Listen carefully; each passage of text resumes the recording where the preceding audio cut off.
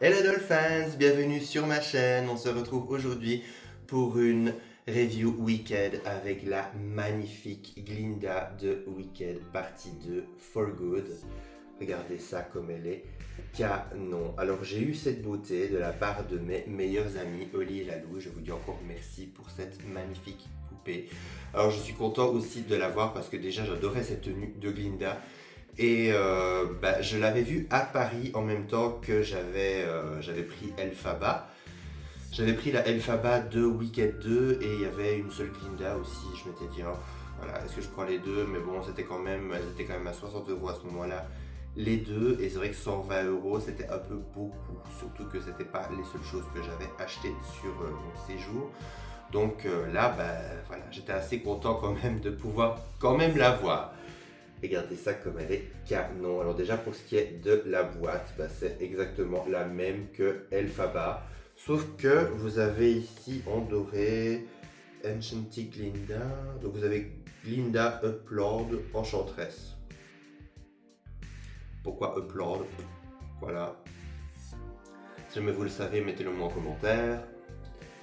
Alors, on peut voir également que dans la découpe de la boîte, elle est encadrée par la route de briques jaunes. Vous avez Elphaba et Glinda juste en dessous. Vous avez Wicked avec les petites dorures, le logo Mattel, le petit logo du chapeau, la couronne et puis la petite tornade juste au milieu. Alors sur le côté, voilà, vous avez le portrait de la silhouette de Glinda et puis la même chose avec Elphaba de l'autre côté. Puis juste derrière, vous avez les ronces de la forêt d'Elphaba. Et en dessous, vous avez le château. Je crois que c'est le château de Fiyero. Oui, c'est le château où il se retrouve à la fin du film. Alors, oui, apparemment, la version française, c'est Glinda Upland, enchantresse. Remerciez Oz pour Glinda, la meilleure sorcière de toutes. Donc voilà, c'est assez court et concis. Donc maintenant, on va passer à l'unboxing et découvrir ensemble en détail cette beauté. Et voici Glinda déboxée. Alors en tout cas, je peux dire qu'elle est vraiment magnifique. Regardez son visage, elle est sublime. Je l'aime beaucoup. Je trouve que pour le 2, elle ressemble un peu plus à Ariana Grande, personnellement, que les poupées du 1. Alors j'aime déjà beaucoup son maquillage rose, ses beaux yeux bruns qui ont l'air très innocents. Elle a un rouge à lèvres rose un peu plus vif que d'habitude. Elle a de magnifiques boucles d'oreilles, vous pouvez le voir, voilà.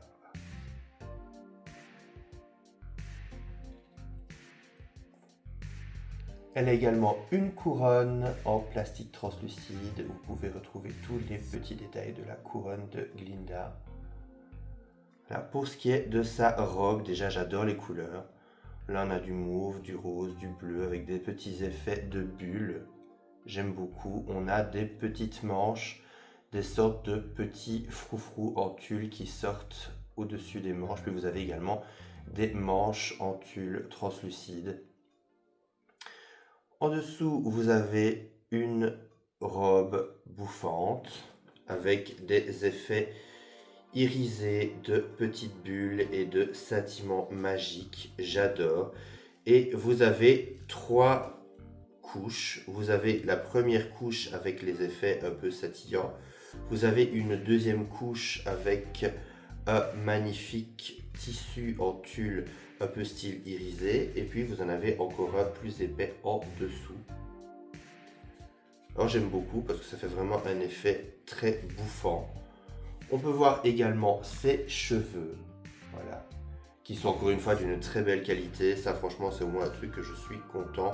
Les cheveux des poupées de Wicked sont d'assez belle qualité, donc franchement on n'a vraiment pas à se plaindre à ce niveau-là. Alors, derrière, c'est attaché avec un petit velcro. Puis on peut voir également ses chaussures. Alors, je vais essayer de vous les montrer comme je peux parce que malheureusement, ces chaussures ont souvent tendance à se faire la belle. On a des petites chaussures mauves, translucides, très très belles. Moi, j'arrive pas à bien les montrer. Parce que la robe revient, je vais essayer, voilà. Regardez comme elles sont jolies. On a de magnifiques détails. Déjà, le talon, je vais vous en montrer une comme ceci. Déjà, le talon, regardez. On a un aspect un petit peu comme une espèce de... Oui, d'arbre magique ou de petits swish magiques comme ça. C'est super beau. Alors, pour ce qui est de ses articulations, elle est articulée au niveau de la tête, au niveau des épaules, au niveau des coudes, au niveau des poignets et au niveau des jambes et des genoux. Alors, elle a également sa baguette magique. Ah, qui est super jolie également. Alors moi au début, dites-moi si je suis le seul à avoir pensé ça, mais je trouvais que le symbole magique, même ça peut penser au petit dessin quand on nous montre les virus. Vous voyez, quand on nous montrait partout le virus du Covid-19, moi c'est un peu ça que ça me faisait penser. Bon, en la voyant de plus près, en la voyant en détail, voilà, je pense moi à ça, mais au début je me disais, c'est un peu original comme forme. Par contre, ce que j'aime bien, c'est qu'ils ont fait la baguette dans un plastique un peu plus souple. Et ce n'est pas cassant. Bon, n'allez pas exagérer non plus, parce que je ne connais pas la limite de ce plastique, mais en tout cas, il est beaucoup plus souple et c'est vraiment agréable. Alors, on a également un petit socle avec Wicked en argenté, comparé à celui d'Elphaba qui était, si je me rappelle bien, je ne sais plus s'il était doré ou... Non, il était vert. Voilà, il était vert. Il était magnifique d'ailleurs. Et vous avez quelques paillettes dedans. C'est vraiment chouette. C'est vraiment sympa. Alors, le petit bémol de cette poupée, et voilà, je vais quand même le dire parce que ça m'énerve un petit peu, ils ont mis des attaches au niveau de sa robe. Bon, c'est sur son 3e jupon, mais c'est une matière satinée, encore une fois. Alors, même si les attaches sont toutes petites, ça fait des trous. Voilà, c'est quelque chose qui m'énerve. Donc au moins ils n'ont pas fait de trous dans le tulle, parce que c'est vrai que des fois le tulle ça se remet bien, mais des fois ça s'effiloche.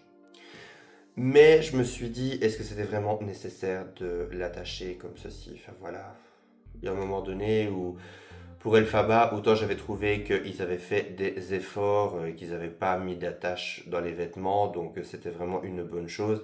Mais là pour Glinda, ben, je suis désolé, mais les attaches n'étaient pas du tout nécessaires, et je trouve que ben voilà...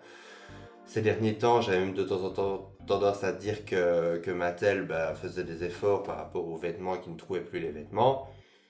Là, je suis désolé les gars, je veux bien vous défendre, mais là, voilà, vous avez recommencé quoi. Donc, c'est quand même un petit point négatif, surtout pour des poupées qui sont quand même à 60 € en temps normal.